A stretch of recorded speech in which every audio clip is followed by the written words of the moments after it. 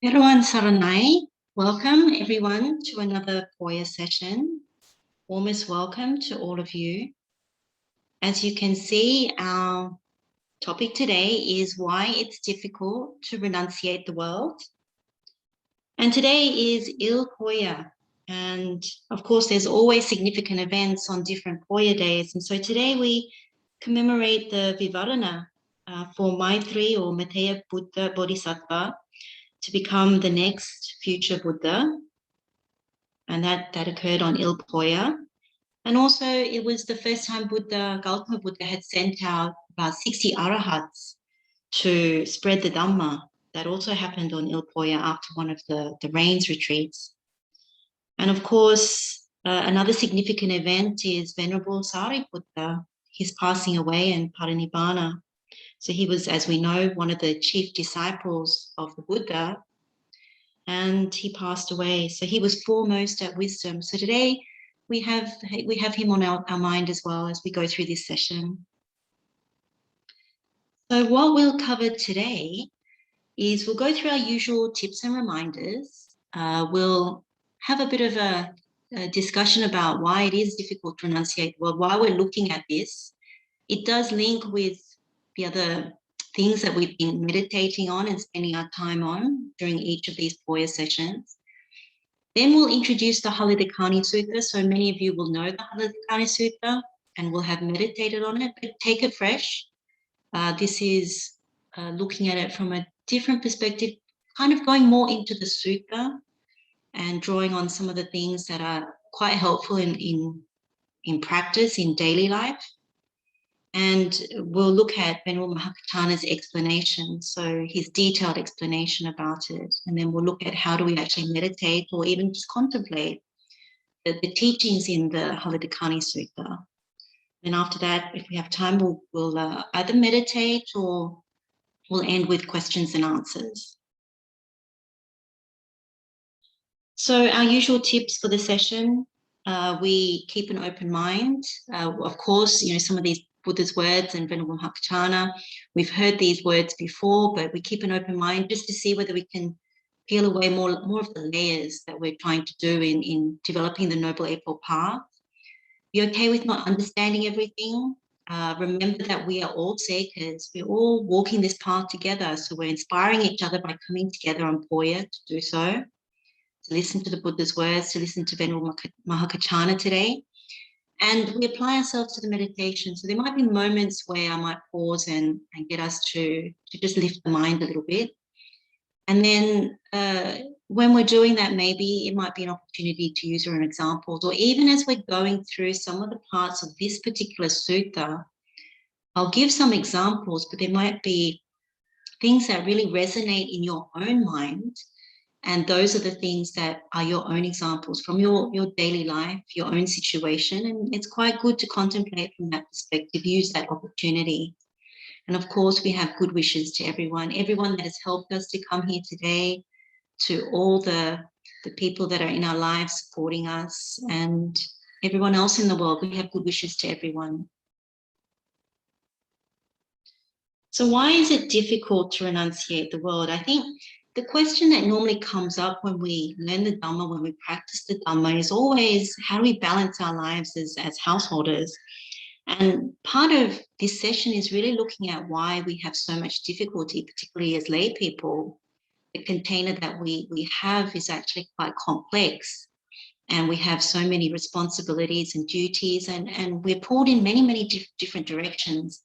And it's not always conducive to this Dhamma path. It's actually making it more difficult.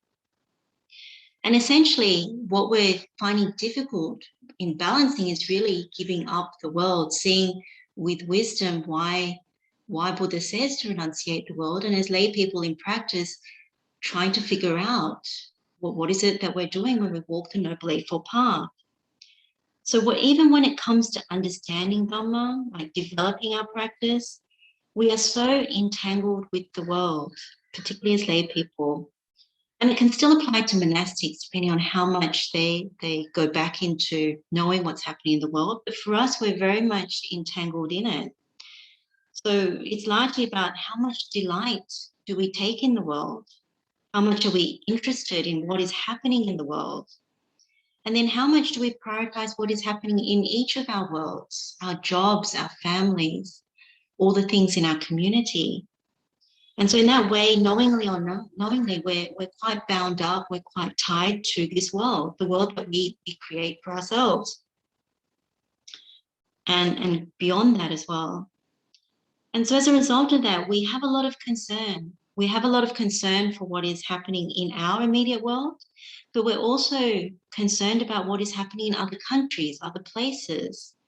If we look at what's happening with the pandemic now, it's very much like that. You can clearly see we look after ourselves, but then we look at the news and we see what is happening out there. So it becomes very, very difficult to renunciate because we have care and concern for people all over the world. So it becomes a massive problem that inevitably, if we keep clinging, if we keep being interested, if we crave to know, if we crave to be bonded to people, to objects, to things, to ideas, to these views, then it becomes very difficult for us to relinquish. We keep coming back to samsara. And so part of looking at this sutta today is to see how we do that, like the different ways that we do that. So as you keep practicing, many of you will already know that it's already apparent. We know that we're quite caught up in the world. And so we need more right view. That's why we do a lot of these meditations, is to correct our view, bring it back to right view, relinquish the wrong view, and develop more wisdom to walk this path. And also as a result of that, develop more sattva, more conviction towards the Buddha's teachings and those of the noble arahants. Because then we really know the challenges that we're really facing. So more honesty, like when you look at this particular sutta, it's a really good one for each individual because it's a lot about honesty to oneself, about, you know, most of the time, most of us want to have our cake and eat it. We want to indulge in our families and our sensual pleasures and our life goals and everything, but then we still also want to walk the Noble Eightfold Path. But it doesn't work like that. It talked about the streams, you know, the stream that goes away from the world, it goes upstream, not downstream, the way everybody else is going. So we cannot actually have our cake and eat it. And to developing the Noble Eightfold Path, it starts with right view, then we know it goes to right intention. Right intention means letting go, renunciating, chaga. And we also, you know, have good sila in order to have non-ill will, non-cruelty. And so there's a lot of abandoning in this path. And so if you have the misapprehension in walking this path, that it can be balanced, I think as you're training, you try to balance, but as you head towards Nibbana, you let go, and you let go from wisdom, not from by force or by will. You just understand things much more clearly. You see how it really is. And so when you have sufficient wisdom, which we can all admit that we don't right now, then you start to see the danger of the world. The more you see the danger of the world, the easier it becomes to renunciate. And you don't fall for the lies and deceptions of things that you see, things that you touch, all those sorts of things. And you see the fragility of the world. So a lot of the perceptions that when Buddha corrects them, it's actually to see it very, very clearly. So even last Poya, our meditation to look at Hāliddikāni is actually to be able to start renunciating the world, because you see this world is not only false, it's deceiving you because it's always shattering. When we look at the elements, when we look at certain things that we meditate on, when we meditated on the painful practice with slow realization, we meditated on how we see this body, how we see the physical nutriment. And when you see it clearly, you realize actually you can't cling, crave to something that is always leading to aging, sickness, and death. It's always shattering, and we reconstruct thinking it'll be okay, and it's not. So this is the challenge. This is the challenge for us. We keep going back to our usual tendency of seeking pleasure, going for the wrong things and coming up short every time. And Buddha always keeps bringing us back, look, see this more clearly, don't fall for that. And a lot of it, as we go through this, you'll see it's a lot to do with how we take things as me and mine. Atta.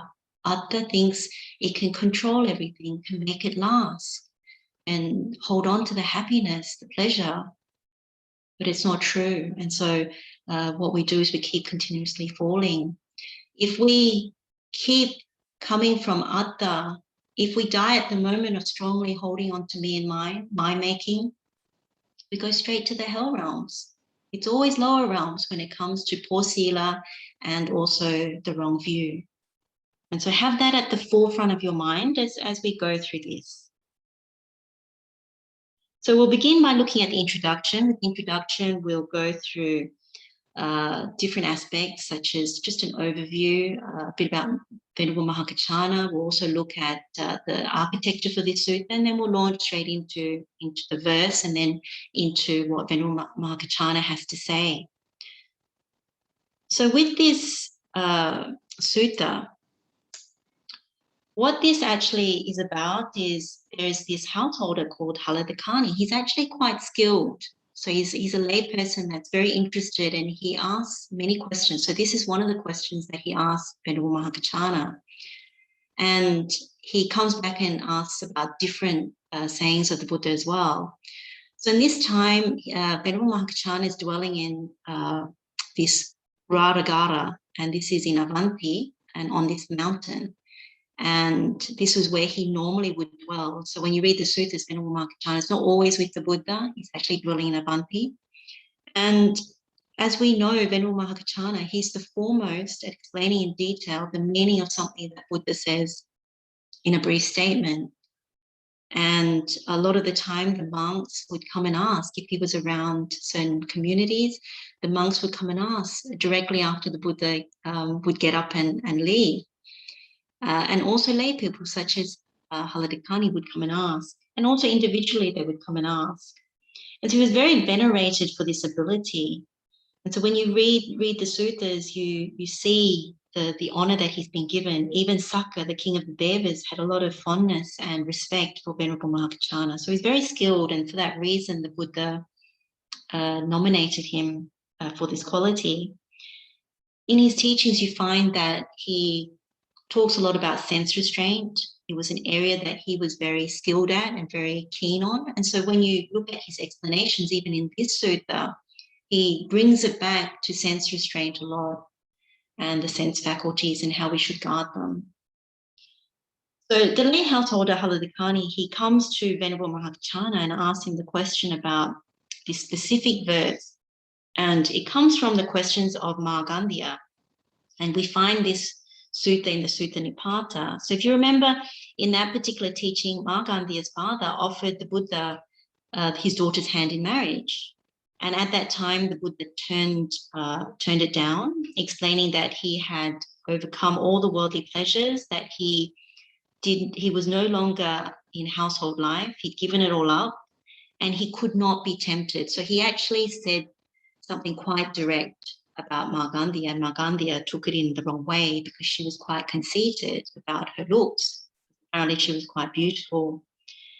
So in responding to Māgandhya's parents' questions, particularly her father, the Buddha describes a lot of the practice around peace, around having renounced the world.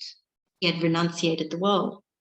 So Māgandhya's parents were very fortunate. They were very highly attained already. They had like sharp spiritual faculties. So they immediately understood the Buddha's teaching in that particular discourse.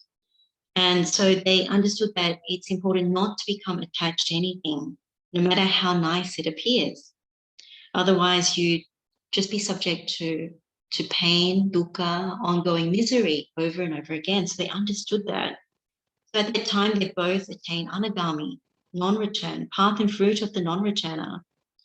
But their daughter, Māgandhya, she was too proud, and so she did not achieve anything at all. She was actually quite underdeveloped in terms of her spiritual faculties, so she couldn't understand the real meaning of those words, and she thought that the Buddha was insulting her. So there was one particular verse from that teaching that Haliddikāni was very interested in. So this is what we're going to look at today. Haliddikāni actually wanted to know the meaning behind that verse, and he wanted to understand how to practice it.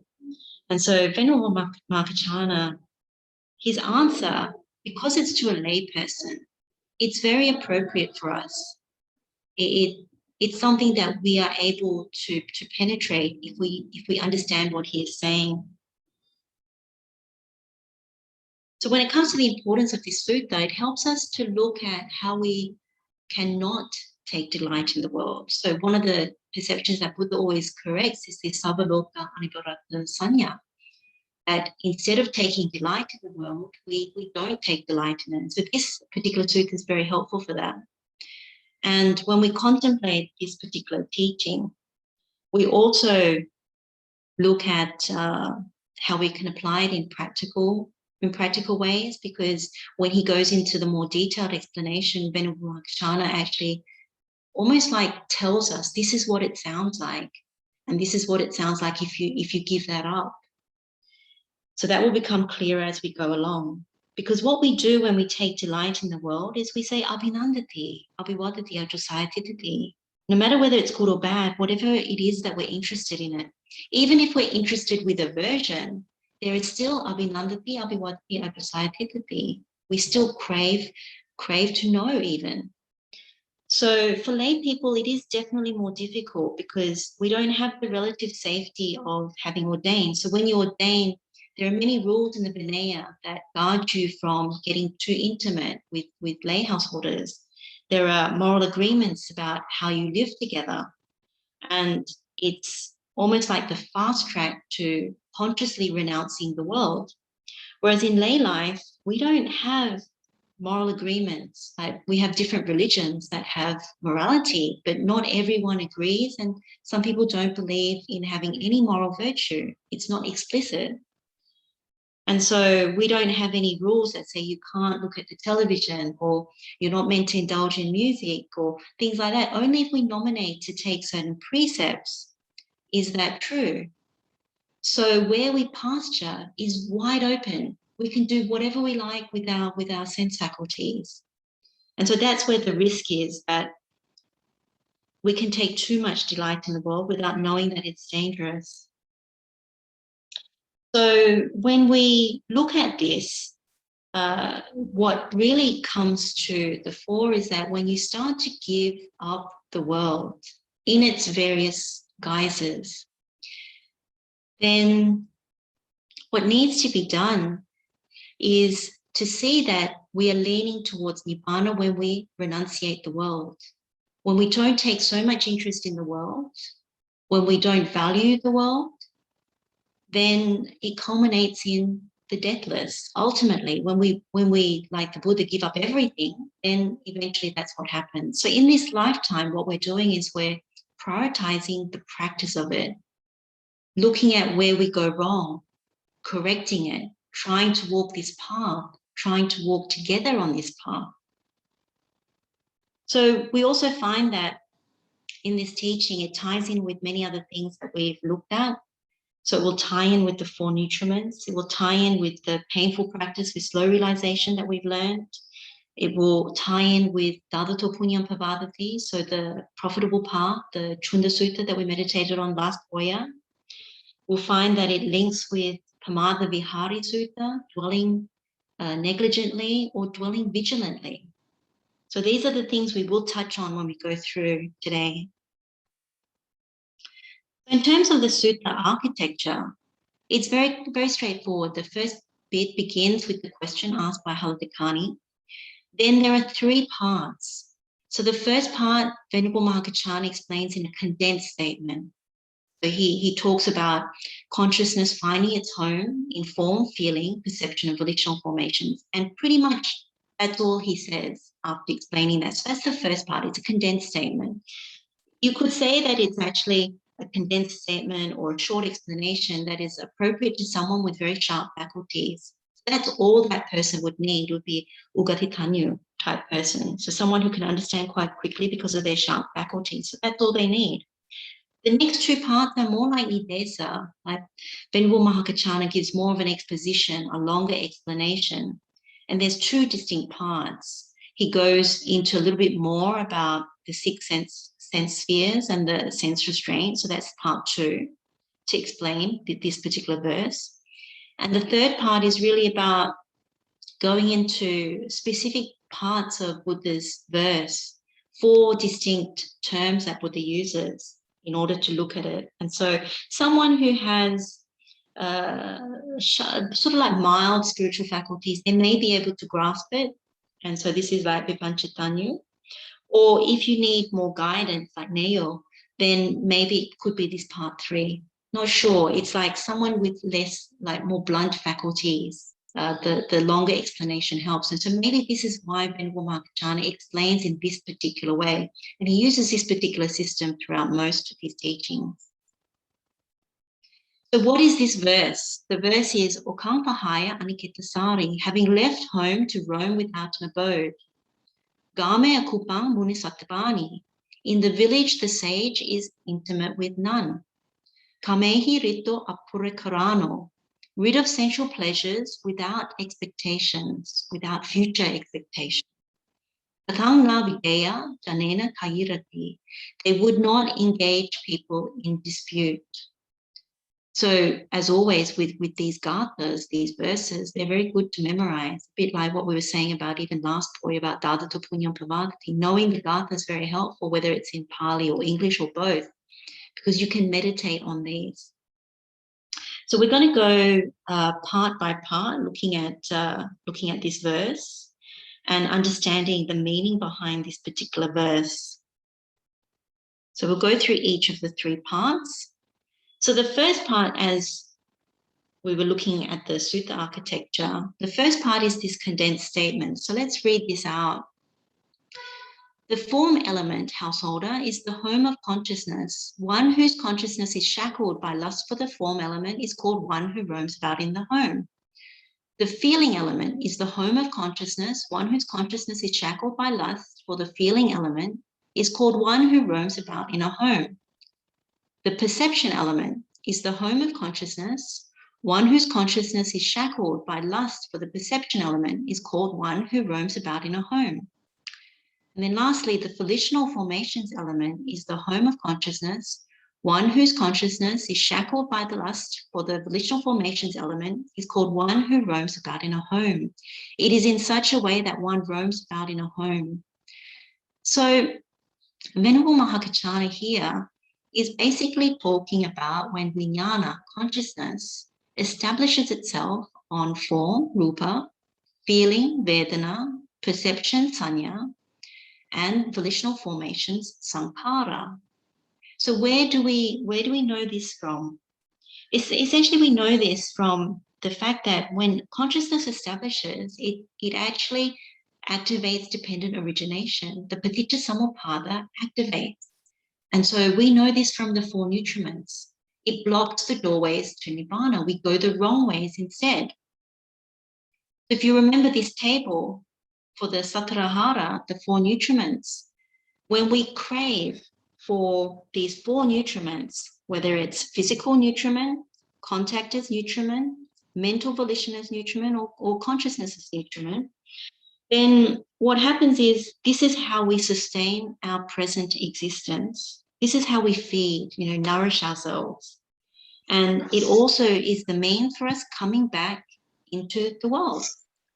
That essentially what happens is out of craving for these 4 nutriments, we want to be born again, whether it's in the human realm, lower realms, or even the higher realms, depending on what we desire. So when it comes to this, as we know from the suttas, that lust for any of these 4 nutriments, that means there is nandi, because there is abhinandati, abhivadati, ajrasayatithati. We take delight, we welcome it, and we remain holding. So that's the tanha.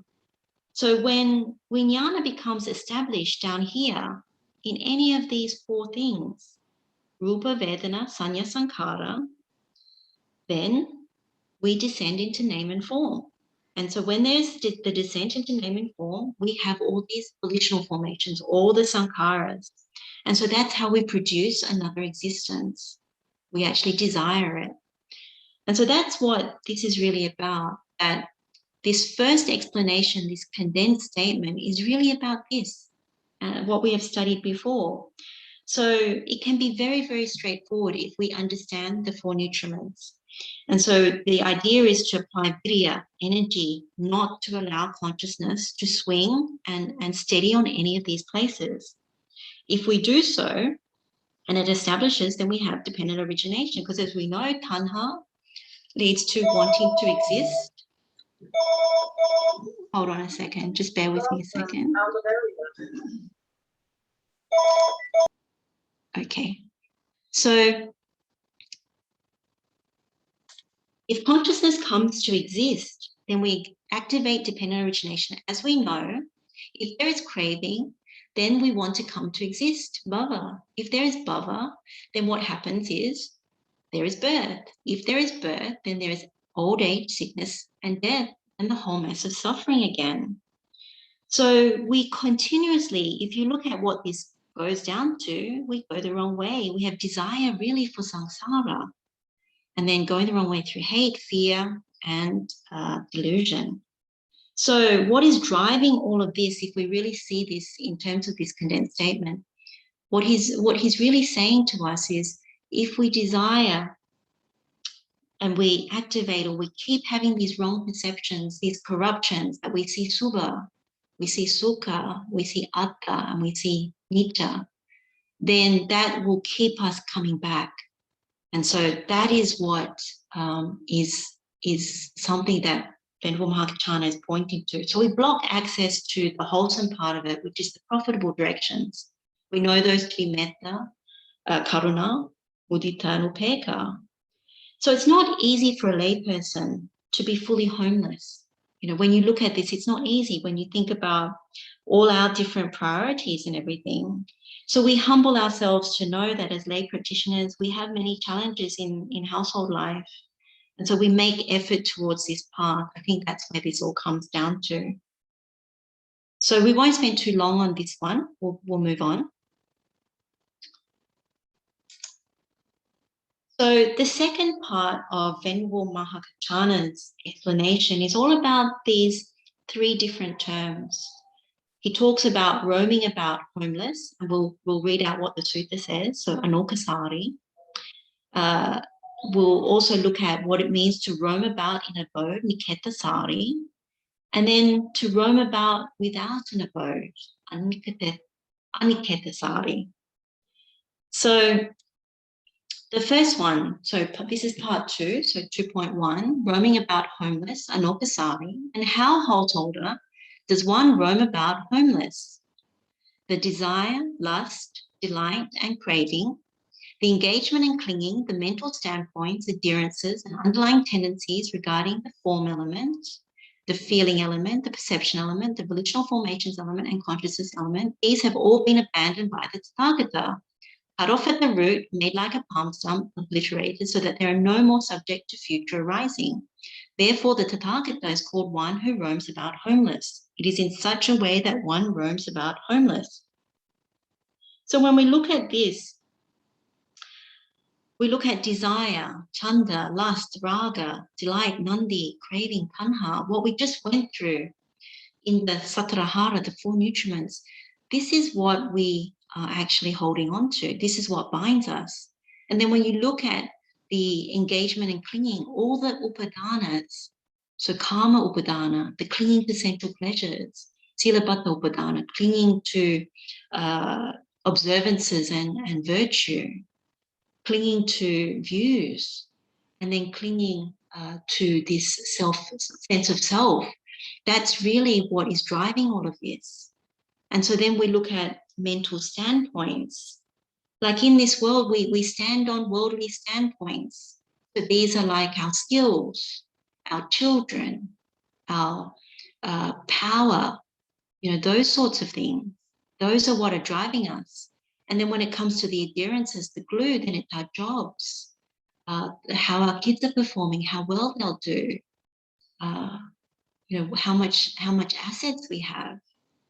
And then the underlying tendencies are, well, we're always seeking sukha. And when there's aversion, then we seek almost like the painful feelings, believe it or not. And when there is ignorance, well, it's neither painful nor pleasant feelings. So a lot of this is being driven by wrong view. It's rooted in lobha, dosa, moha, in greed, hatred, and delusion. And we do this through the 5 aggregates, through form, feeling, perception, volitional formations, and consciousness.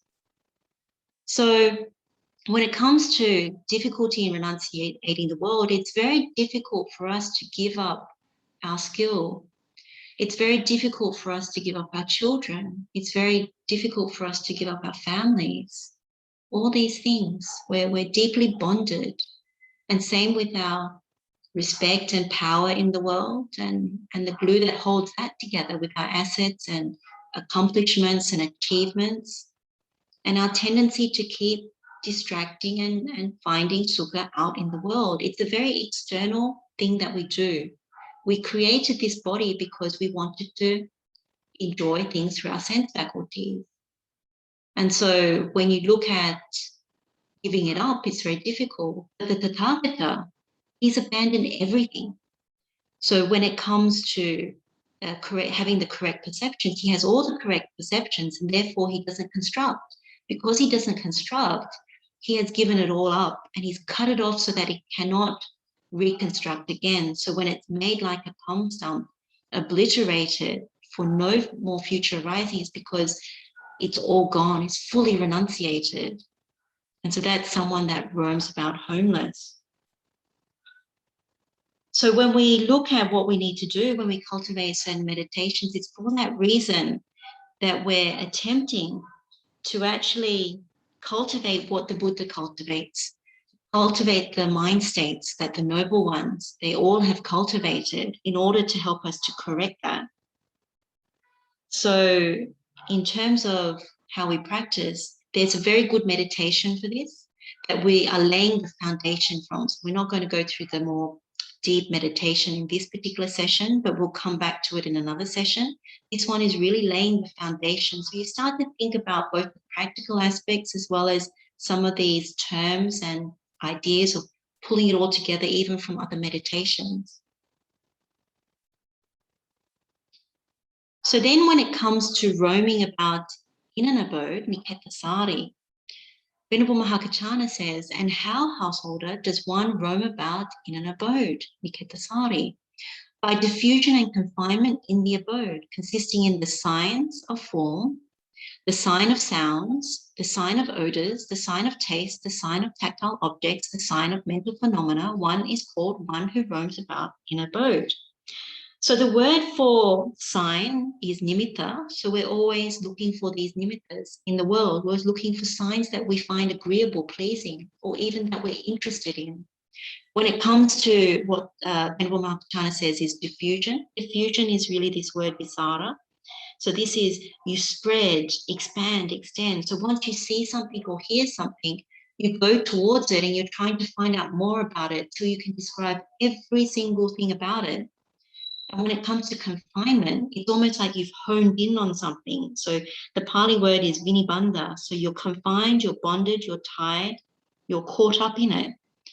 So once you've locked onto something and looked all over it, you're just hooked on that, and that's all you're interested in. So it's the same with sounds, odors, tastes, objects, mental phenomena. Even if you have taken something in through your sense faculties, but later on you're thinking about it, you can still recall all the signs. You can still recall all the descriptive things. So when we focus or hone in on something, there's no bounds in terms of how much we can go into it. So it's like when you're on the road, for example, and you see flashing lights, or even you simply hear the sirens, you would immediately go and look. Like if you're interested, you would go and look, you would seek it out, you would look at the scene, you would look at what's happening, unfolding, and then you would pinpoint which bit you're really interested in, and then you would look at all of that. And so if someone was to ask you later about that, you would know everything in order to describe. It was so many people, they were wearing this, it was this vehicle, and this is what was happening, and you could actually, you've grasped it. So What I find quite interesting about Nikettasari, it's very much like Pamada Vihari. So it's very much like dwelling negligently. That when you don't have sense restraint, you go out through the sense spaces and you pollute the mind. You feed and fuel and you keep the senses burning. So the senses are not calmed. Like when we do the Metta Bhavana, we always talk about Santindriya. We're calming down the senses. We're making them more peaceful, like Santa. This is the opposite. You're fueling them. You're giving them more information through the smells, the sounds, the sights, the taste, whatever it is. And so the senses become activated and they start to burn. So this is something, of course, Buddha does not recommend, neither does Venerable Mahākaccāna, but what he's saying here is when you're Nikettasari, you just aimlessly look and hear and go out with the sense doors. So the opposite of that he then enunciates about is roaming without an abode, anikettasari. So he says, and how, householder, does one roam about without an abode, anikettasari? Diffusion and confinement in the abode consisting of all those things, these have all been abandoned by the Tathagata, cut off at the root, made like a palm stump, obliterated, so that they are no more subject to future arising. Therefore, the Tathagata is called one who roams about without an abode. It is in such a way that one roams about without an abode. So again, if we take the similar thing that we were just speaking about, this is Appamada Vihari. So Anikettasari is very much like Appamada Vihari, like dwelling vigilantly. So we know that when we dwell vigilantly, you don't take in through any of the sense doors, you don't pollute the mind. And so you keep the senses very calm, very still. It's not interested. So there's no craving to go and know, to go and see, to go and touch, all those things. So this leans towards Nibbana. This is rooted more in non-greed, non-hatred, non-delusion. And so that's the inspiration for us to walk the Noble Eightfold Path. So if you remember this particular slide, this looks at dwelling negligently and dwelling vigilantly. So you can see Nikettasari and Anikettasari. So when you roam with an abode, you are not restrained. So you're not restrained with any of these sense faculties. You go out with these sense faculties. So you start to pollute the mind because whatever you take in through any of the sense doors, it pollutes the mind. You retain it and you can turn it in your mind. So we look at the objects and we see them through our sense faculty, sense spaces. What has Buddha said in this Pamada Vihari Sutta? Similar to what Venerable Mahākaccāna says, except a bit more explicit, the mind is polluted. There is no gladness in the mind, so no pamoccā. There's no rapture, so you don't get to piti. The body does not become tranquil. That means the body is actually on alert. It's actually ready to go and see, go and explore further. It's distracted. And then one dwells in pain and suffering. So as we know, when we're too interested in the world, whether it's through the internet or in person, we go through a lot of suffering and we come back and tell each other with lamentation how bad it is. And so the mind does not become calm. It's filled with so much filth. It's like we took a truck, we went out and we just went to every house that is part of our village and we said, just throw some rubbish in. And so we're bringing back this truck and our mind is filled with it. We can't concentrate, it's not calm. We don't have those peaceful faculties. And so the truth about the world, the truth that the Buddha talks about, that the noble arahants talk about, it's not apparent to us, it's blocked. So when Buddha talks about everything in the world is false and deceptive, we're not seeing that. We're thinking, well, we'll go and have a look. We'll go and indulge. And so that's how you dwell negligently, which is very similar to dwelling, roaming about with an abode. And so when we look at Anikettasari, which is dwelling without an abode, which is the Buddha, the noble arahants, then this is when you dwell vigilantly. So as we know, we've been through this before, when you have restraint, the mind is not polluted. And so when the mind is not polluted, you're not taking any sense objects in, you're not going out externally and then creating your internal world with all this pollution. So the mind is unpolluted. And so there is pamodja, there's gladness in the mind. It's more empty, it's closer to empty if you take in less. Don't we know that when we meditate, if we have cleaned our minds, we know that the mind is much easier to concentrate. There's happiness in the mind. And so it becomes more, after going through even some of these meditations that we do, we go through this same process. There's gladness and there's rapture. The body becomes very tranquil, relaxed. And then you dwell in happiness. It's the sukha viharana. And we know that sense restraint is sukha bhagya. It's associated with this happiness. So then the mind becomes calm and concentrated, and then you can see the truth. So this is how you dwell vigilantly or roam without an abode. So this is what we're training towards. So a lot of things come together with this when we study this Hāliddikāni Sutta, that it's something very, very useful. What we see is that if we keep roaming, if we keep going out through the sense faculties, we externally create our world and then we bring it internally into our minds. Therefore, there's a lot of dukkha in the mind. And you really see the first noble truth in this, that if we birth into the world, we're subject to old age, sickness, and death. We know this. But then if we keep going out into the world trying to fix it, we experience more dukkha. Then there's domanassa, the sadness, the sokha, the sorrow, and then we keep lamenting on and on. Why is it like this? Oh no, and then we despair. And constantly we go through the ups and downs of separated from what is pleasing and united with what is displeasing. We don't get what we want time and time again. So in contrast, you need to know that if you practice the way of the noble ones, then there is more happiness in the mind, even in the present existence. And of course, in following this path, this is what helps us to truly see that we can't fix these things by craving external things that are always going to shatter, subject to old age, sickness, and death. They're always shattering. We reconstruct over and over again that continues to break down, disintegrates. So nothing we construct is able to sustain any kind of long-lasting happiness. And that's why Buddha always points us back to Nibbana. The more saddha we have, the more we can see that, because we can't directly know Nibbana ourselves, but we can get a taste of it in our meditation. So just to re-emphasize about the world, there are a number of suttas that are quite helpful. So I'm going to go through two. The first one is the world. So this is the Loka Sutta. It's in Samyutta Nikaya, chapter 1, discourse number 70.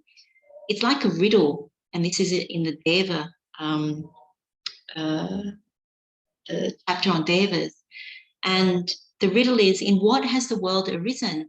In what does it form intimacy? By grasping what is the world afflicted in regard to what? So when the answer comes, the answer is, in 6 has the world arisen. In 6 it forms intimacy. By grasping the world with 6, the world is afflicted in regard to 6. So the way you could possibly understand this is, the world arises through our 6 sense faculties. So we construct our world through our 6 sense faculties. Intimacy is formed also through our 6 sense faculties. So whatever we get close to, proximate to, interested in, it's also through our 6 sense faculties. When we grasp the world through the 6 sense faculties, then the world is also troubled by the same. So whatever we construct with these 6 sense faculties, we know they're subject to disintegrate, break, shatter. So it doesn't matter what we construct, it has the same result. We take that a little further, another teaching of the Buddha, Lokapanha Sutta. Again, this is a question about the world. So a bhikkhu approached the Buddha and said to him, Venerable Sir, it is said the world. In what way, Venerable Sir, is it said the world? And so Buddha's answer is very compelling. Buddha says, it is disintegrating, so it's paloka. bhikkhu. Therefore, it is called the world. And what is disintegrating? The I bhikkhu is disintegrating. Forms are disintegrating. I consciousness is disintegrating. Eye contact is disintegrating. And whatever feeling arises with eye contact as a condition, that too is disintegrating. And then he goes through the ear, all the way, nose, tongue, body and mind with the same thing. That whatever feeling arises with that mind contact as a condition, that too is disintegrating. So it is disintegrating, therefore it is called the world. So when you think about what we take refuge in, like what we take delight in, what we call the world, we're taking delight in something that is disintegrating time and time again. And that is so powerful when you think about our sense faculties are disintegrating, the objects that we're looking at or tasting, touching, whatever, they're all disintegrating. The consciousness that we're applying at that moment, whether it's through the eye, ears, nose, tongue, body, is also disintegrating. It's all disintegrating. And so what we have taken refuge in is all disintegrating. It's paloka. So as much as that is very powerful, it is still difficult for us to see, because when we look at our family members, we don't see that. We think their death is so far away. You know, we think even with sickness, we still think it's far away. Even during this particular time, we still think it's far away. Same with the objects that we own. Same with many, many things that are part of our lives. So it can be very, very straightforward if you pierce this particular teaching, for example, but it's not so simple. Our minds, if you really think about it, loka, another way of looking at it that is a good contemplation, is that loka is polluting the mind, darkening it, clouding it through our sense faculties. That includes the mind itself.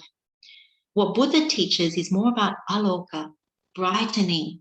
Even white light has this way of neutralizing everything. It becomes almost like all the same.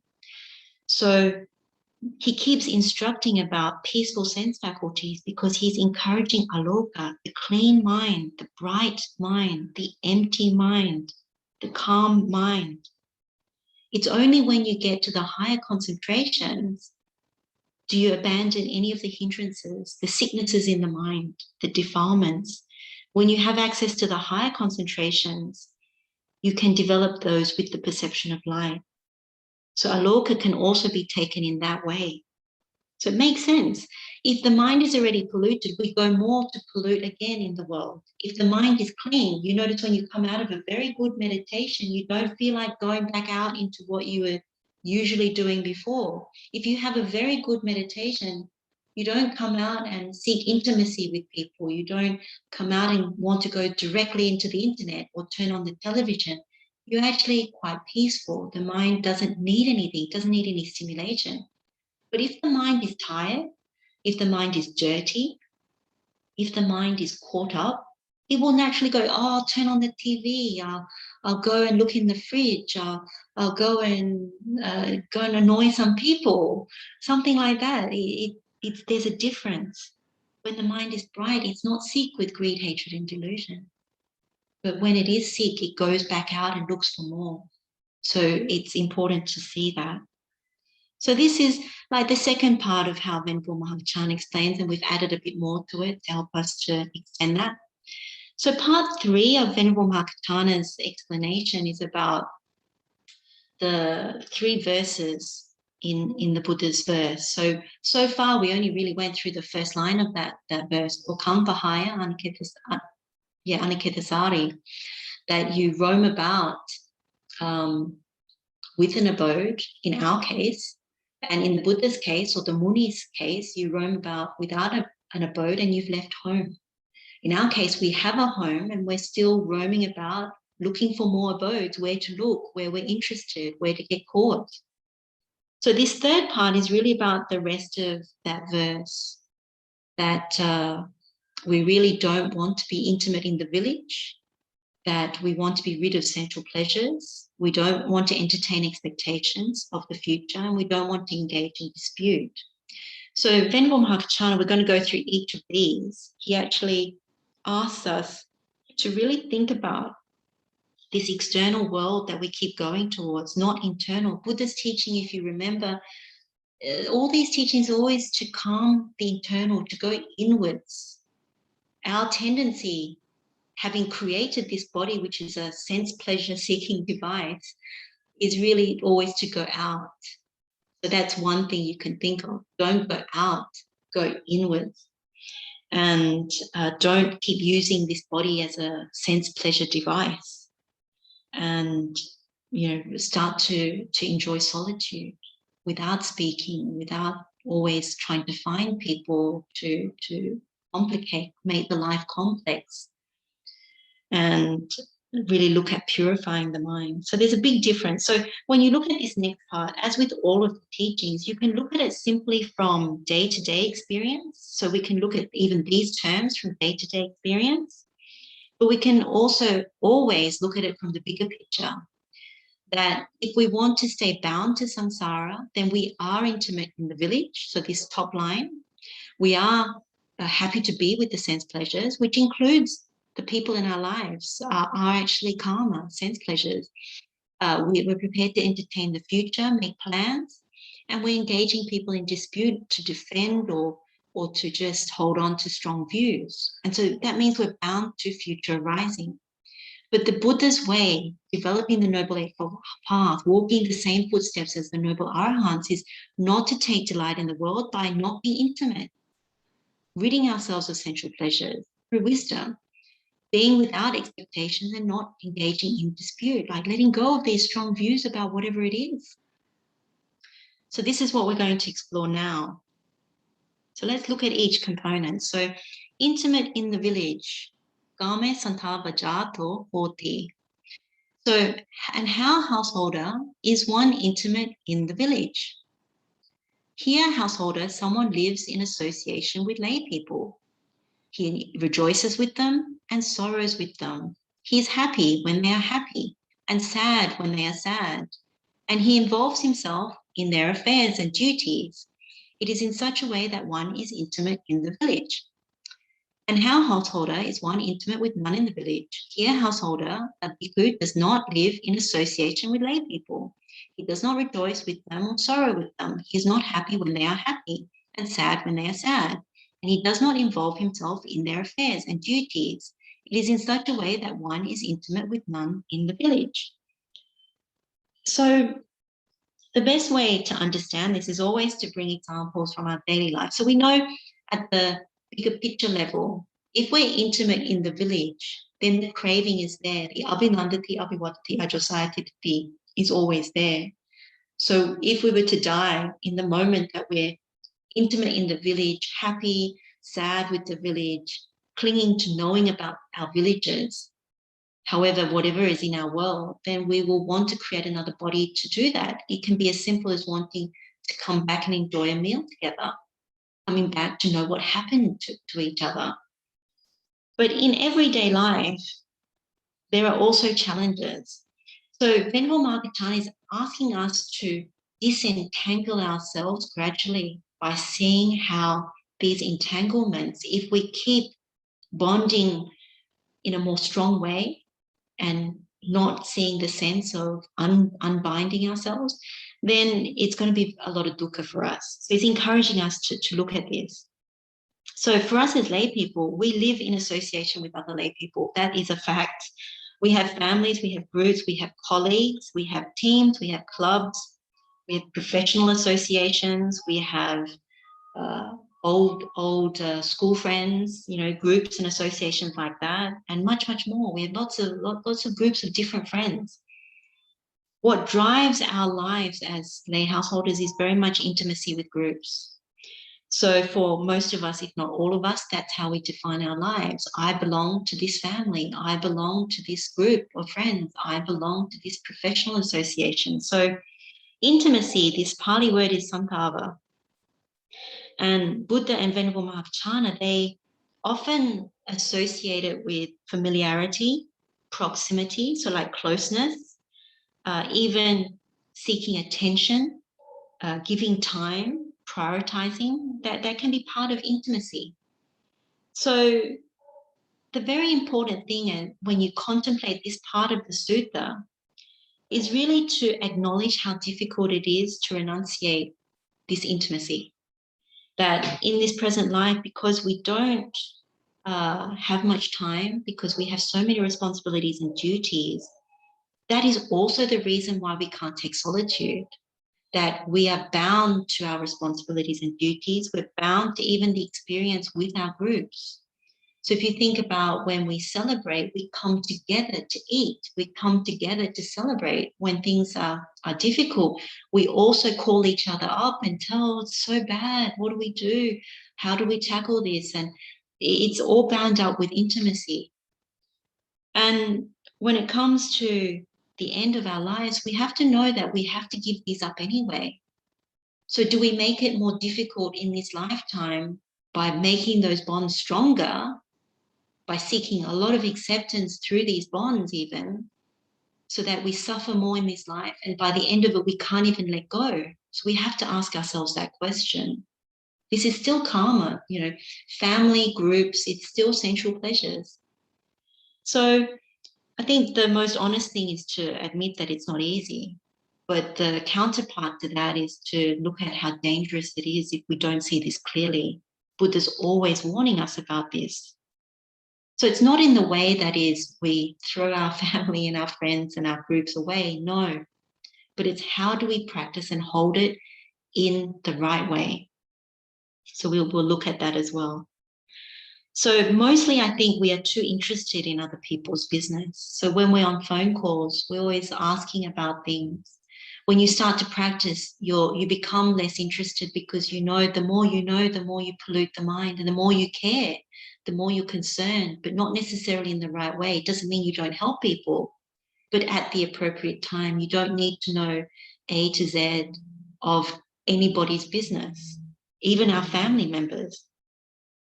So it's good to be brutally honest about this, how much we put into our minds about other people's lives. And it makes it very difficult for us to meditate. We become quite deluded. We raise intimacy in the village above Nibbana. And it's a fact. It needs to be seen. And where does this really come from? It really comes from me and mine. So this atta always wants to know. It always wants to add. It always wants to be part of. But when you really examine atta, you also understand that all these things are subject to impermanence. They're not lasting. They're not within our control. So whatever you are adding to atta, it's not within your control. It only leads to dukkha. So there's always this painfulness in change that exists when you cling to something that is always breaking down. It's always shattering. It's disintegrating, as the Buddha says.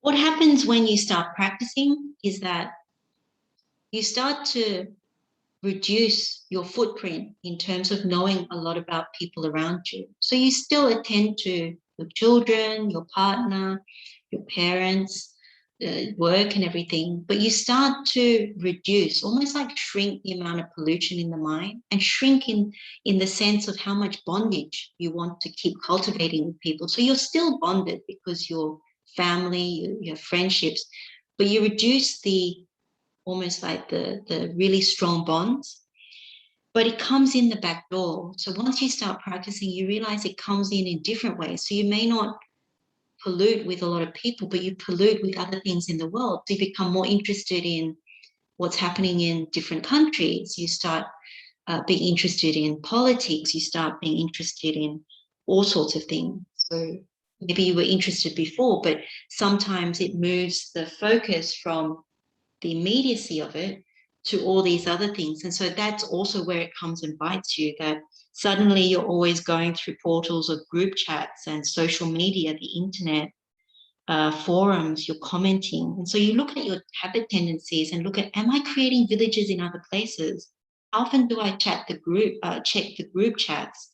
How often do I go to chat rooms and write comments? How often do I go to conspiracy websites? How often do I go and look at the stock market? How often do I go and look at investment forums or political forums, news? What do I usually talk about? What am I interested in? That's how you also look at intimacy that comes in the back door in a different way. But sometimes we give up the certain people in our lives. They just kind of fall away, but then they come back in other ways. And so it's also to look out for that. So part of this is really investigating and see whether there's anything there that is useful.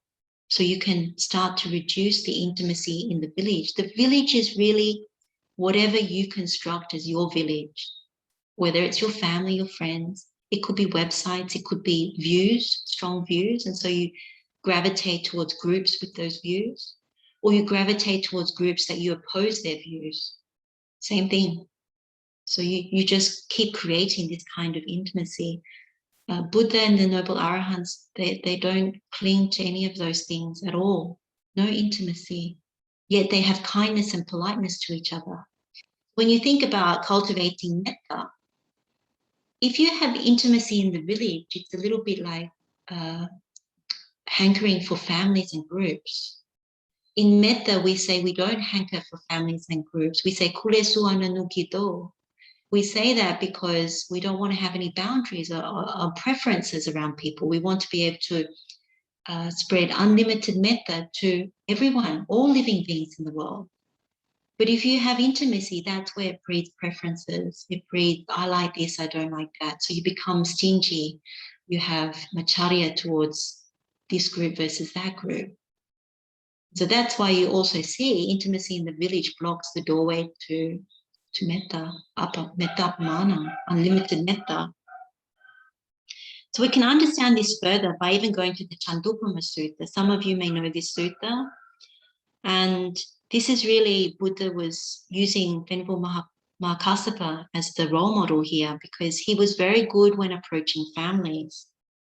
So it gives us very helpful direction about how we are to behave with our families, knowing the danger of having very strong bonds to families and groups.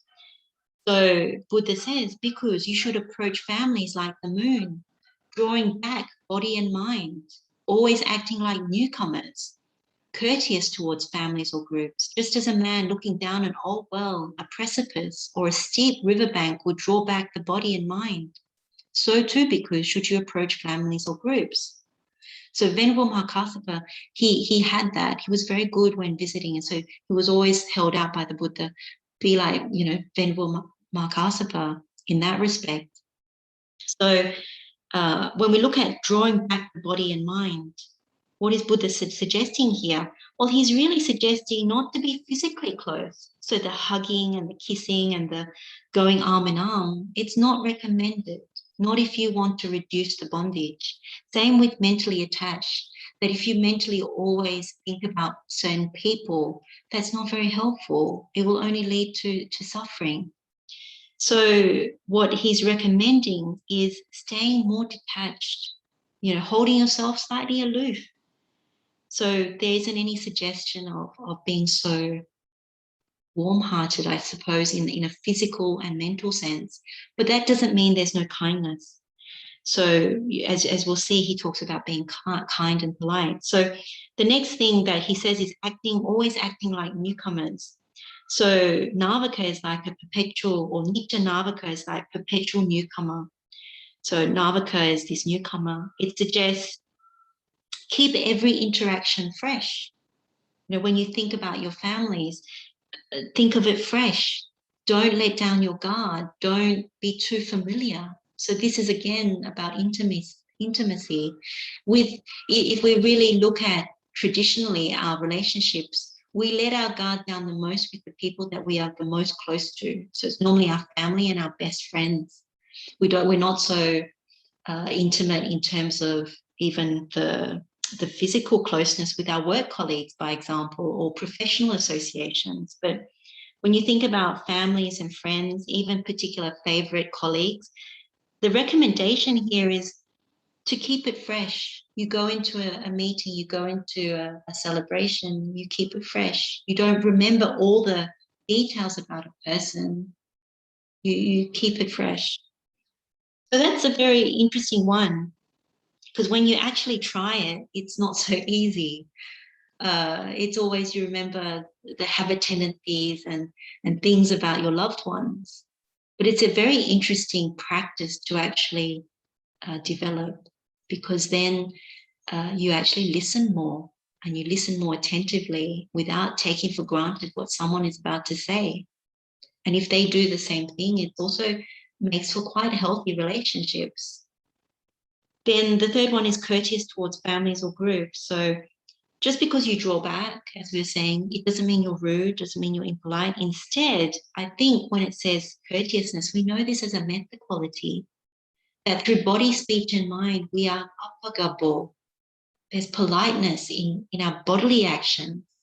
There's politeness in our speech. There's politeness in our mind. Now, with people that we're familiar with, we can let our guard down. We can speak without much mindfulness. And when that happens, it can also hurt people, knowingly or unknowingly. Same with our bodily actions. We have a tendency to just let it all hang out. So this can be very useful in terms of having more metta, and it becomes more uniform metta to every single group or family that you come across, not just your own, like just across the board with all these different people that you come across. And then the last bit is the simile that Buddha applies, which is just as a person looks down an old well, a precipice, or a steep riverbank. So it implies that you're in a precarious situation each and every time. Now, you think about it. Every time we meet up with family, friends, how much do we think we're in danger? We don't. We actually think that this is safety. This is great. But Buddha's giving you a different simile. He's saying, be very careful. It's risky. It's a slippery slope. So this too is very, very helpful to turn that one around, to actually see when you're with your partner, it's dangerous because body, speech, and mind can slip. Preferences can arise. Same with family, same with friends, same with preferred colleagues. And so when you think about it that way, Chandukama Sutta can be very, very helpful.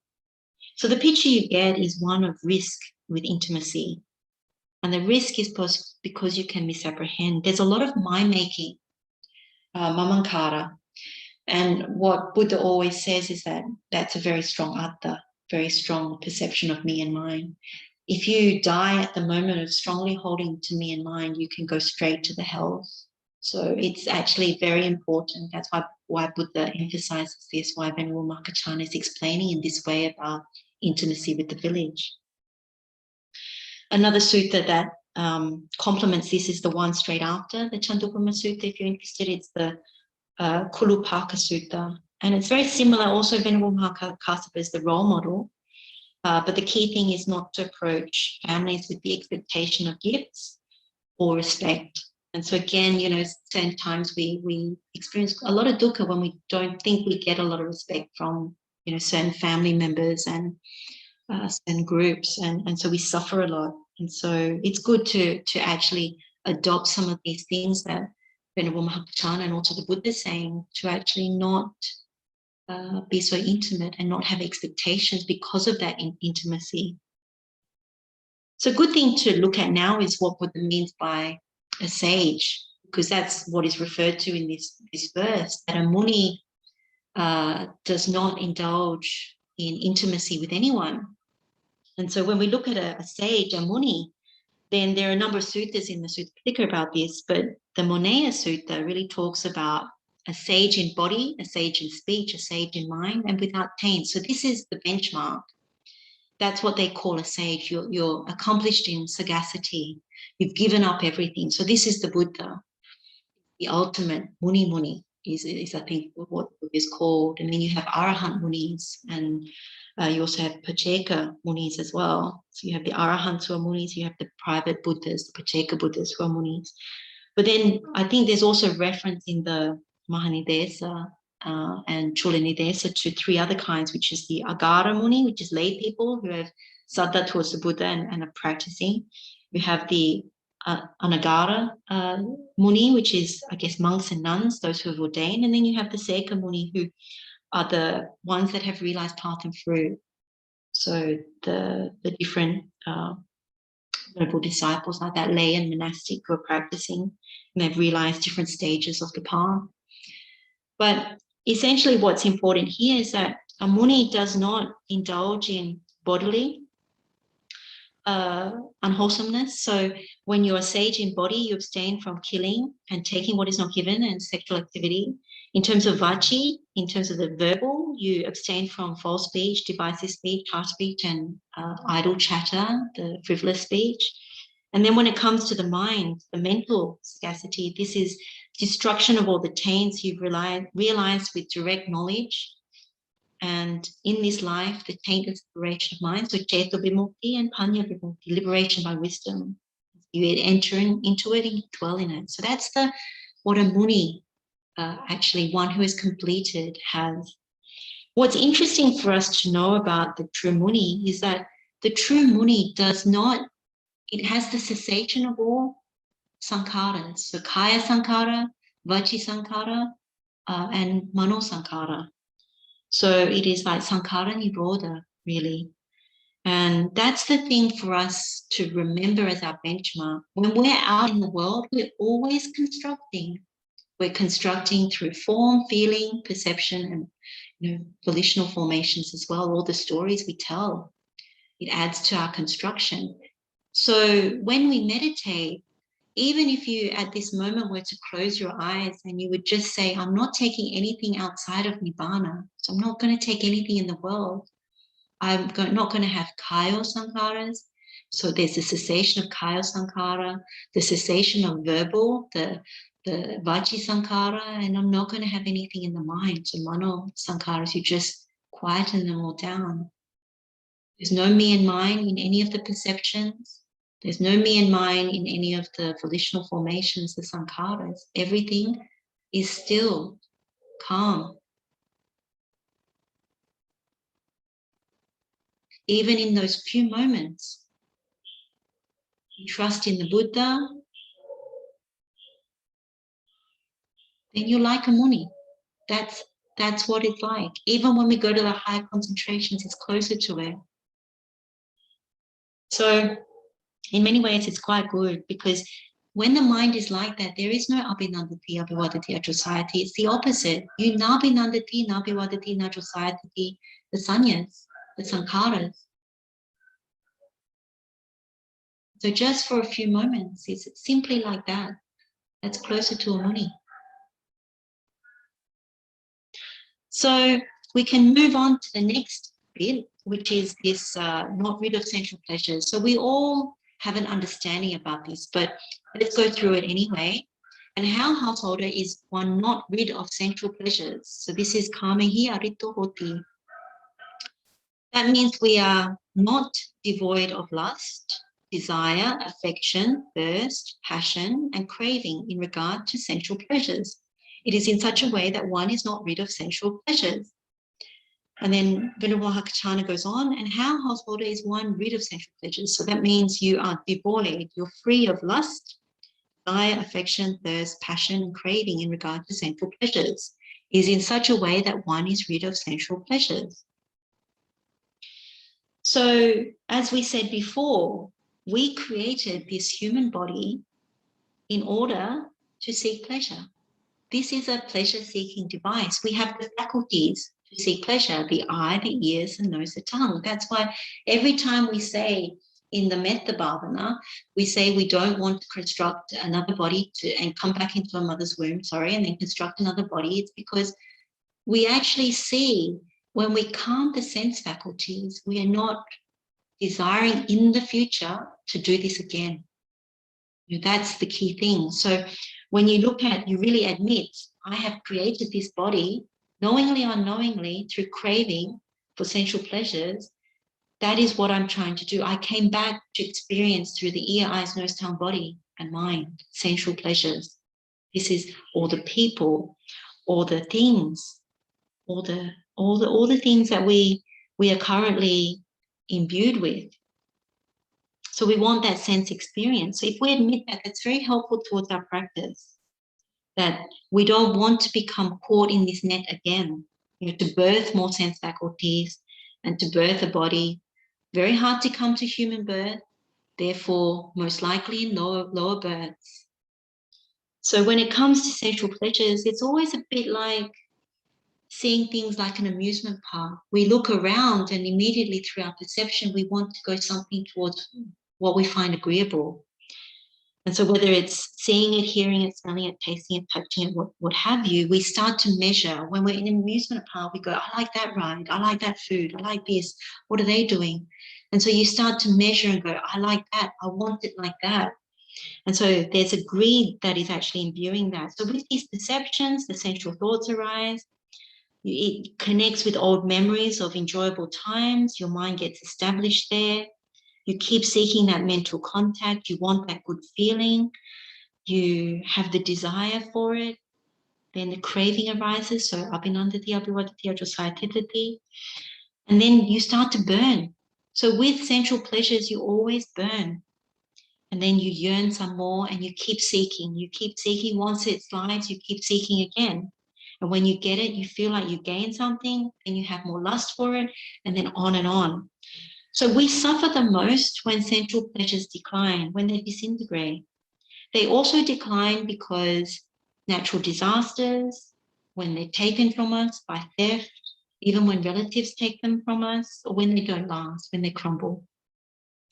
So we always experience vipranama dukkha with sensual pleasures. And so what happens when that happens? We had the coveting towards it, and then you go straight to domanassa, whether it's that formula or whether it has declined, and then you go through the soka, the sorrow of having lost it after sadness. And so all these things, these sensual objects, they're like the people in our lives.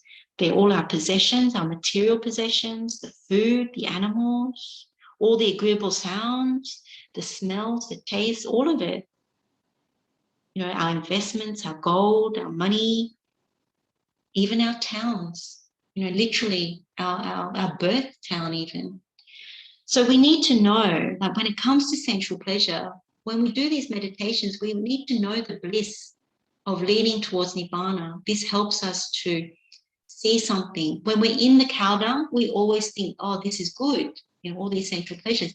When we experience, like in the Dukkha Paripada Danda being a painful practice with slow realization, or any of these good meditations, when we taste Nibbana through the higher concentration, we know there's something that is more lasting. There's something that is different kind of happiness, one that won't slide eventually when we actually finish it off. But we need to remember there's something better than sensual pleasures. So Buddha also gives us different ways of looking at this.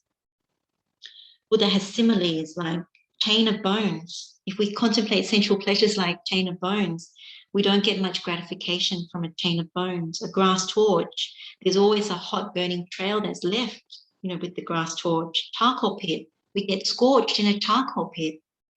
It's a dream, so that means it's transient and can't really hold on to a dream. Borrowed goods, very temporary. Fruits on a tree, you know, this always breaks off and gets damaged.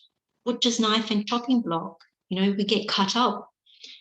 The sword stake, this is piercing. The snake's head is danger. And then when you think about the flame, any flame causes pain and torment. So we don't often think about our families, our material possessions in any of these similes. The Buddha recommends it when it comes to sensual pleasures to see it that way, so that you are able to draw back, not to keep grasping so tightly to it. So the other way, of course, is through our meditations, to be able to see it that way when we recollect the Buddha, the Dhamma, the Sangha, recollect generosity, to actually go against just accumulating and being stingy, things like that. And so, of course, when you develop the path, when you enter the stream, it's most helpful because you eradicate the sensual pleasures that lead to the miserable realms. When you're once returning, you eradicate the coarse sensual pleasures. When you're a non-returner, you eradicate the residual ones. And then as an arahant, you eradicate them entirely. So we remember, you know, the person that goes with the stream is happy to be uncontrolled with sensual pleasures. They actually don't want to get rid of them. You want to enjoy them and you want to come back to them. So if you come back to them, then you come back to birth, old age, and of course more dukkha. And of course, keep craving. So you're with the stream. And so as seekers, we're not inclined to do that. We're not training to do that. We're training to go against that. So that means we establish our mindfulness to see things very clearly. Actually, to see the perversion of asubha is very helpful. And therefore, we don't resort to sensual pleasures to fix any dukkha that we're experiencing. And we don't incline towards bad deeds as a result of giving up sensual pleasure and not indulging in them. And so what happens is we go against the stream. And I think that's the most difficult thing, that even if you're a so-called advanced practitioner, you can admit that it's painful to bear with some of the conditions we have to bear with, that it's easier to indulge in sensual pleasures, whether it's going onto the internet or eating something or being with people. It's easier than bearing with what is actually in the mind, or even the external conditions. It's hard to bear with them. And so we often turn to sensual pleasures. The first thing is to really admit that, and then you can start to work with it. Because otherwise what happens is you think, oh, you know, it's fine. I don't go into sensual pleasures, but through the back door, there are other things that are coming into the mind and you are still imbued with sensual pleasures. And the most important thing is not to be dusila. Like when we have these issues, is not to be dusila. So the third one is entertaining expectations. Now, all of these are linked, of course, that if you're intimate in the village and you have sensual pleasures, then you always make plans. Entertaining expectations has a lot to do with making plans. That when we think about the future, this is what we do. So Venerable Mahākaccāna says, and how, householder, does one entertain expectations? Here, householder, someone thinks, may I have such a form in the future? May I have such feeling in the future? May I have such perception in the future? May I have such volitional formations in the future? And may I have such consciousness in the future? It is in such a way that one entertains expectations. And so when you're without expectations, you don't entertain any of that. So the bigger picture is that if we make plans, and usually we hold quite strongly to our plans, it usually means that we intend, knowingly or unknowingly, to come back into another birth, usually back into a mother's womb, which usually means human realm or lower. So when we crave any of the nutriments, then we are making plans and have these future expectations. So consciousness will establish in any of those homes, form, feeling, perception, and volitional formation. So you activate dependent arising. Now, in our current existence, if you just take our present existence, we make a lot of plans. Our underlying tendency and conditioning is to make plans. So we make plans for today, we make plans for tomorrow, we make plans a week ahead. We have 1-year plans, 5-year plans, 10-year plans, and longer. You know, these are our aspirations as well. So we hold on to them. If you really remember about making plans, we hold very strongly to them and we obsess about them, can't let go of them. So we're highly conditioned to do this. So for example, it may be, may I graduate from high school? If you're a young person, may I graduate from high school with really good results and then enter higher education? Or maybe may I study abroad? If it's an adult, then or you're still a student, you could say, may I become a doctor, a teacher, a lawyer? Or may I save and buy a house? May I find a husband or a wife and get married? May I have children? May I make investments and they all pay off? You know, may I sustain my current existence the way I like it without losing any of my assets? May I be respected in the job and look forward to promotions? May I not get sick? May I be reborn in a Deva realm? So you can see there are many, many different types of things that we aspire to, and then we make a plan. So if you have a plan to, say, buy a house, then you make a plan to save and to work and to maybe get a promotion to save more money and then to pay it off. but that plan maybe you can't buy it now, you buy it later. Even to get married and have kids, same thing. We even have plans with the assets that we have, who we're going to give them to, what we're going to do with them, all kinds of things like that. In the process of making plans, what we don't see is that we can become very dusila, because through our actions and speech, we don't know that there may be stealing, there may be killing, there may be wrong speech, we may be lying because we're taking something outside of Nibbana and strongly holding to it. There might be divisiveness in how we speak about things. So the planning process, this having expectations, brings with it a lot of dusila. And it's quite a deep one. One needs to really look at it. So effectively, we yearn for something in the future, expecting happiness, or we have a fear of losing something, like our status quo, because we like what we have, and we don't want to experience the dukkha of that if we lose it. So there is some wrong view in there. Like with all these things, when we don't get it right, we usually, the strongest one is always atta, me and mine. And so from that, we always want to add the atta. These future expectations is like the adding to atta. We don't see that these things don't last. We don't see that they're subject to change, whether it's aging. We don't see that we experience the painfulness in change. And so it is not actually worth taking as me and mine. That is the strongest thing to overcome this. So we end up going the wrong way all the time. We go the wrong way through desire for something about samsara. We go the wrong way with hatred when it's life, we don't get what we want, or we can't hold on to it. We go the wrong way with fear because we don't want to lose it. We go the wrong way due to ignorance or delusion, because out of ignorance, we're still holding on to all these things that are shattering, disintegrating. So you can see our worldly standpoints are what is driving that. So if it's our skill, we're trying to develop skill. We're trying to get certain jobs, which is the glue. In terms of, having family, it's also the same things, the children and the things surrounding our children. That's what drives us. Often it is around the glue. Why we can't come to Dhamma is often around that. Why we can't sustain in Dhamma is also because of that. And that's where the imbalances come and the conflict comes.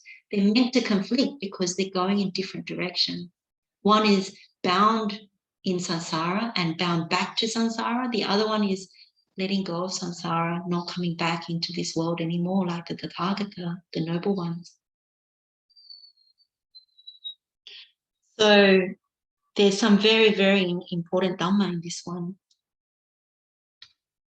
So the last one that Venerable Mahākaccāna talks about is the engaging people in dispute. So patang vigaya janena kata. So with this, Venerable Mahākaccāna says, and how, householder, does one engage people in dispute? Here, householders, someone engages in such talk as this. You don't understand this Dhamma and discipline. I understand this Dhamma and discipline. What? You understand this Dhamma and discipline? You're practicing wrongly. I'm practicing rightly. What should have been said before you said after?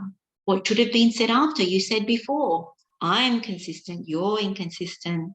What you took so long to think out has been overturned. Your thesis has been refused. Go off to rescue your thesis, for you're defeated, or disentangle yourself if you can. It is in such a way that one engages people in dispute. And then he goes on to talk about the householder that doesn't engage people in dispute, so doesn't say any of those things, actually abandons all of that foolish kind of thing. And I think we're all familiar when you read this out. I mean, Venerable Mahākaccāna is spot on when he says that. You know exactly what that is about.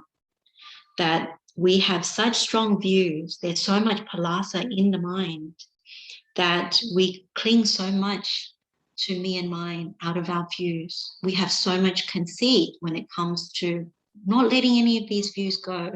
And this applies even in Dhamma. In Dhamma, we can have very, very strong views saying, I'm right, you're wrong. You don't understand what the Buddha said, blah, blah, blah. Or we even out of arrogance can think that we can correct what the Buddha says, or even we think that the Buddha didn't mean that, not thinking that It is actually us that doesn't understand, and the same with the Noble Arahant. So we create a big mess for ourselves when it comes to this. So we see this in Dhamma groups, traditions, lineages, all this sort of stuff, but we also see it very much in the world when it's around areas of life, knowledge, science, learning. So when you look at the world right now, the world is imbued in this. A lot of disputes, a lot of conflict, a lot of arguing. What you find on the internet, in the news, is always hitting you like a salla. Lots of sallas of aversion, of very strong views. And so it's very unwholesome if you engage in it. I think that's the most simple way of coming to this is don't do it. Put up the stop sign, because usually the mind will say, oh, they shouldn't say that, they shouldn't do that, or it should be like this, it shouldn't be like that. But the thing is, you should hold up the stop sign and say, no. And the strongest thing is always to remember all these are samsaric things that we are almost like spreading around, that we are getting imbued in. And nothing comes, there's no resolution that comes from being in dispute. So we can get in dispute in person. It can even get kinetic in terms of physical fighting and everything, not just verbal. But then over the internet, what's more prevalent now is over the internet, through social media, through forums, through chats, through even debates and everything. And so household life could be the topic, it could be politics, it could be medical treatment, it could be conspiracy, it could be science, it could be about what you eat and what you shouldn't eat. It could be about running a business. It could be even about morality, culture, trivia, about protecting our possessions, our loved ones. It's all connected. Usually if you're intimate in the village, then you're prepared to fight in the corner of those that you care about. This is me and mine driving it. It's Atta that is driving the dispute. You know, there's so much mind making. It's very akusala, because out of wrong view, you protect, you guard, and you fight. And then out of fear, you fight as well. When Atta is very strong, you're fearful, so you fight.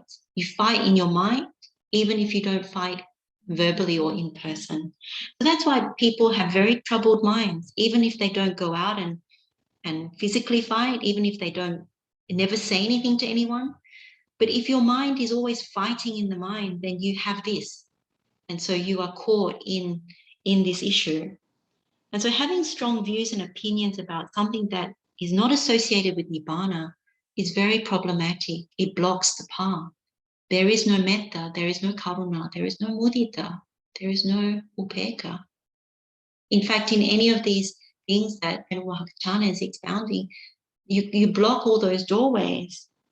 And so we need to actually remember the danger of engaging in dispute. That Buddha never recommends it. It's actually, if you think about right view, you have wrong view.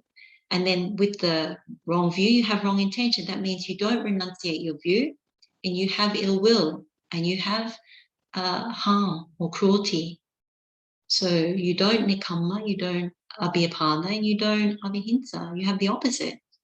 And so when that's there, then you're breeding defilements in your things like conceit, competition, arrogance, anger, hostility, all of it's there. All the defilements that we meditate on in Vatubhama Sutta, they're all there. So the Buddha and the Noble Arahants, they practice for the Noble Eightfold Path. And what's really interesting about it is they practice the Noble Eightfold Path, they realize the Noble Eightfold Path, and from that they realize the samanyana, the right knowledge, and then from there they have the right liberation. They give up the right knowledge as part of liberating. But when you think about us, we can't even give up one small thing about something trivial. And so you remember that if you want to walk this path like the Noble Arahants, like the Buddha, you have to be able to let go of these silly views. And so there's so many suttas in the Buddha's teachings, and those are the Noble Arahants, about quarrels, disputes, and everything. There's quite a few in the Sutta Nipata that are very helpful. Pasura Sutta, Kalaha Vivada Sutta, Chula Vyuha Sutta, Mahavyuha Sutta, Atadanda Sutta. So it's all about quarreling, disputes, debates, taking up arms. So Buddha calls people that argue very, very foolish, that you cultivate such unwholesome mental, verbal, bodily action. So you're not a muni. You're the opposite of a muni. And it can escalate to much worse. You can break more serious in terms of the sila. And you keep swirling with the wrong views and the mental corruption. So you're driving more ignorance rather than wisdom. And you misapprehend the whole thing, the truth of it. And you're definitely not sharpening the spiritual faculties. You're making them blunt. You're blocking the wisdom. And of course, as we said, you know, the Brahma Viharas, those doorways are not being activated. So you veer off the path, really. Like by the end of this, if you see the Jnanapata in it, intimacy, then imbued with sensual pleasures, expectations, making plans for the future, and then getting into dispute. If you see the Jnanapata, you see that you got the wrong view, you got the wrong intention, and then you practice the wrong path. It's as simple as that. So when we take anything outside of Nibbana as the truth, there's always that danger. And when we prioritize those things, again, it can veer us off the path, delay our path.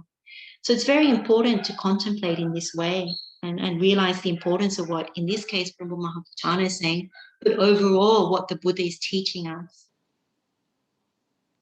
So then we have the concluding statement from Venerable Mahākaccāna. Thus, householder, when it was said by the Blessed One in the questions of Margandhya of the Atthakavagga, having left home to roam without abode, in the village the sage is intimate with none, rid of sensual pleasures, without expectations, he would not engage people in dispute. It is in such a way that the meaning of this, stated in brief by the Blessed One, should be understood in detail. So it's a lovely, lovely sutta. You can see there's lots of practical elements to it. So how do we meditate on this Hāliddikāni Sutta? There are, you could take this verse and actually just meditate on this verse without making it too complicated. You can look at, if you establish consciousness in terms of that first line, having left home to roam without an abode, we remember this is not establishing consciousness in form, feeling. So you hold out your hand and the thumb touches on form is the forefinger, middle finger is feeling, the fourth finger or ring finger is the perception, and the last one, the little finger, is the volitional formation. So rupa, vedana, sanya, sankara. If we don't allow consciousness to go into any of these, then the mind is still. The mind is nabi nandati, nabi vadati, najosaya pitati. And so you get a taste of that. If you then go and confirm, like the Muni, not intimate in the village with anyone, you also remember you don't have these strong attachments. You're letting them go. You nabi nandati, nabi vadati, najosaya pitati. Again, same thing. You can go down the third line, which is no sensual pleasures. You really see asubha. Embedded into our meditations are always these other meditations we've done before. So you again, nabi nandati, nabi vadati, najosaya pitati. Danger. So you don't want to go towards these things. You abandon them. Viraga, nirodha, give up the lust for them. See the cessation of them. And then you don't have any future expectations. Even something as simple as not having any plans. Not to plan for any of these things with family, friends, objects. In the meditation is very helpful because you see what that's like. There's a lightness that comes in the meditation. It is really at that point aloka. You're not going out into the world, you're inwards. Aloka, brightness, purity, bright light. Then Katang na vigeya janena kairati. They would not engage people in dispute. What's there to argue about? If you don't cling to anything, there's nothing to argue about. If you haven't made your home in any of these places, what's there to argue about? There's no dispute. You're free of it. So it can be really, really simple. It can be quite a simple meditation if you've taken in what we've gone over in this session. The other way of looking at it is actually to just focus on these last 4 in part 3 of what we went through, that you really take your own example, because the main thing is with these meditations, you make sure your mind gets happy, it gets bright, that when you see where you go wrong, you actually get the relief when you relinquish it in your mind, in your meditation. So in this respect, when it comes to these particular insight pathways, so usually what is useful is to use it as a diagnosis. So if you have a propensity to argue, it's good to start off here and work backwards. So if you, in your mind, you have very strong views about anything, about vaccines, about politics, about a particular political group, about climate change, about how someone should raise their children, anything. You start off down here and you work backwards. And usually what you find is you end up concerned about someone or something, and that's the intimacy in the village. Or you can take an example from here and you work this way as well. But I find it's very good as a diagnosis, working backwards, but it's also very good to explore using your own examples where you go wrong. So I'll give a couple of examples. We may not have time to actually meditate on this, but I think it's worthwhile maybe just to go through a few examples. So when you do meditate on it, like just by using these 4 particular things that Venerable Mahākaccāna and the Buddha have spoken about, it can help you. So let's just take a person, just an average person that's been affected during this pandemic. So right now, if you're intimate in the village, which we all are, we're affected if our loved ones are affected, whether they're living with us or they're living away from us. So because you can't see your family, you suffer. You can't travel, you can't go to conferences, you can't get your kids to school maybe. You worry about people that you know and care about who are sick. So this all comes because of intimacy in the village. And you worry about the rest of the world. Like you wouldn't think so, but you do. You worry about the rest of the world. And you worry about when you're on conference calls with the people you work with, when they're stressed. You're also affected because you have intimacy with your work colleagues. So that might stress you out. Or if you're interested in something about the world we live in, so at the moment, most of the world is interested in conspiracy theories, then you go to the internet and you look up videos and forums and you speculate and you listen to all the people that are talking. Now, these people are not necessarily wise people because they're talking about things that are in samsara, which, false and deceptive, whether they're conspiracy or not, but they're not nibbana, so they are false. So you spend a lot of time being intimate with all these different things. Then what happens is, well, what drives it when we have this thing with our village is we don't want to give up our freedom. We don't want to give up. Freedom can be the sense pleasures, being able to see our loved ones, being able to travel, to meet up, to enjoy, to indulge, is whatever's in our world, what comprises our village. We get angry because we can't access any of these things, or maybe we're locked down. We can't be with the sensual pleasures that we want. So you can't hug anyone, you can't go out for meals, you're very upset. And then when it comes to expectations, well, in the future, you're thinking, I hope that when this passes, we can go back to the way it was before. Or you think, well, let me take some of the good things that happened out of this. So maybe most people right now like to work from home. So you think, hopefully in the future I can work from home. But then I get some of those other things back again where I can travel and I can go see people and all those things. You leave all the bad stuff like the lockdowns and the restrictions and everything, but you take only the good stuff forward. And so you might make plans even to fight for those freedoms, to fight for those things. You make plans to do that because you want the result that you hope for. You want that to eventuate, whatever those plans, expectations, hopes, dreams are. And so where does that lead you? It leads you to argue. Now, it doesn't mean you have to go out and argue. It could be in your mind. You could be watching a video and you're arguing. You could be reading the news or watching the news on television and arguing, that person is wrong, how dare that politician, or this person is, And so you end up just arguing even within your family. If they don't share your views, you join groups that share your views, you comment online, and you share videos of those things, and on it goes. So where does the mind get to when it gets to here? It gets to grudging, animosity, hate, even fear. So a lot of the world is here right now. Just using a simple example, that may not be your example, but it's one that is for this time. And so if you were to die with this particular mind state or any of the ones in here, not good. And especially if the mind is engaged in akusala in the mind, like bad speech in the mind, not even saying it, but in the mind, lower wrongs. So it's not something that the Buddha is encouraging. All of this actually always is driven primarily by atta, by the sense of self, by sense of me and mine. So it's wrong view. So it's actually very dangerous. And that's what one needs to remember. And so that's why you use your example to see. Now, some of our examples may be milder, so if we just take an ordinary situation with a person, say you have a family to take care of, then you just look at the intimacy in the village. It could be your children, it could be your parents, it could be your extended family, your partner.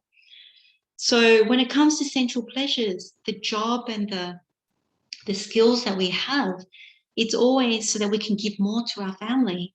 Sometimes we think it's not for ourselves, it's for our family, it's for our children. So you use some of your money to invest so that you can give more sensual pleasures to your family. We don't think of them as sensual pleasures, but we think of them as the good education, the gadgets and things that are needed, the good food, the healthy food, the safe car to drive in, all those sorts of things. So that's where this comes from.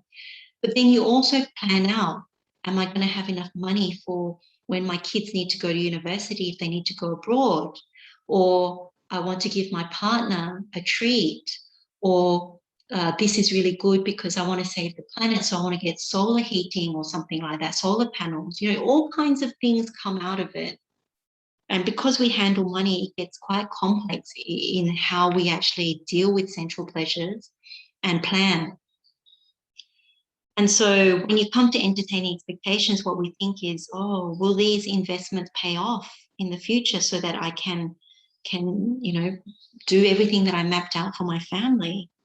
Car for my partner, new car, education paid off, mortgages paid off, all these things, enough for retirement, enough for care, and on it goes. And then you end up in dispute when something goes wrong. So just off the top of my head, if something goes wrong with an investment, who can you blame? Who can you have a dispute with? It could be the investment broker, or maybe your partner questions, why did you invest in that risky thing? It's too risky, and then you end up arguing about that.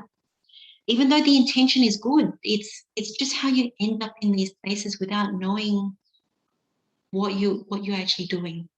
And it seems so real, so important, so needed, but you end up down the wrong track. Same with your kids. Your kids may ask you for something, but you can't afford it. And instead of telling them that you can't afford it, you tell them something else. And so they get into arguments with you, thinking that it's for another reason, that you don't want them to have it. And same again, you end up quarreling. So there's many things that happen out of intimacy that lead to dispute. And so you might have different permutations of that. But the key thing about all of it is that it's rooted in greed, hatred, and delusion. That's the crux of it. It's rooted in greed, hatred, and delusion. One really, really needs to see it. So we sometimes, out of goodness towards our family, we have very good intentions, but we end up doing a lot of akusala. And at the same time, we suffer a lot. We suffer a great deal for our family, for our friends. And a lot of it is if we were to choose more wisely, and it is difficult to choose wisely when the mind is already corrupted, but if it's possible to choose more wisely with a clean mind, then things can potentially be more easeful. They're not great, but they're easeful.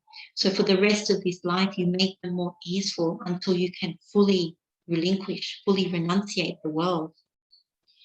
So contemplating Haliddikāni in this way, eyes open as well as eyes closed. So you can do this eyes open, as in whatever's happening in your life, you can analyze it through Hāliddikāni Sutta. It's very, very helpful. One can progress and develop on the path in a very, very apparent way. And when you bring it to your meditation, it's even more powerful, because those examples you start to see, you can tangibly see how you develop, you can tangibly see how you empower yourself, where you start to nabi nandati, nabi waditi, nabrasayati. You don't take delight, you don't welcome, and you don't remain holding. It becomes more apparent, more tangible. So I find working through Haliddikāni a very empowering meditation, a very empowering teaching, because there's a lot that one can do. It's not simply following steps, it's actually seeing how we ourselves are entangled in our worlds and what we ourselves need to choose to do to disentangle. And what we forget, like one of the things to say before we finish is really, what we forget is we are of the nature to age. We are of the nature to sicken. We are of the nature to die. We will be separated from everything that is pleasing to us, and we are the owners and heirs of our karma. Those 5 frequent recollections alongside Haliddikāni is so very powerful, because as we are getting intimate in the village, we forget. Aging, sickness, death, separation from what we like, owner of our karma. Same with getting, not being rid of sensual pleasures. Again, we forget. Aging, sickness, death, that's our nature. Separation from what we like. And same with future expectations, engaging people in dispute. Same thing.